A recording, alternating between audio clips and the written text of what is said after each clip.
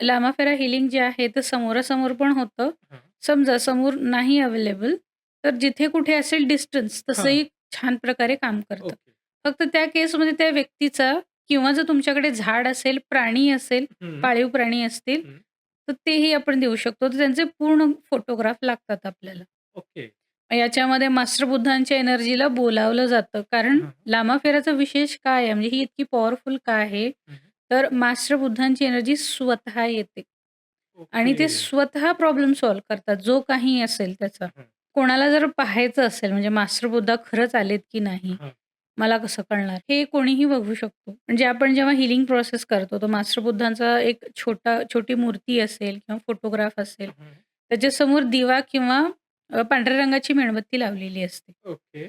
आणि जेव्हा आपण सगळ्या प्रार्थना करतो, मास्टर बुद्धांच्या एनर्जीला बोलावतो. हां. एक नॉर्मल ज्योत किती पेटू शकते? म्हणजे 1 ते 2 सेंटीमीटर हां. तेवढीच असू शकते. हं. पण जसं आपण मास्टर बुद्धांच्या एनर्जीला बोलावतो, तेव्हा ती फ्लेम अशी इतकी मोठी होते आणि तीही आपोआप होते. ओह! आणि पूर्ण तुमचं हीलिंग प्रोसेस होईपर्यंत ती तशीच राहते. हीलिंग संपलं की पुन्हा नॉर्मल होते.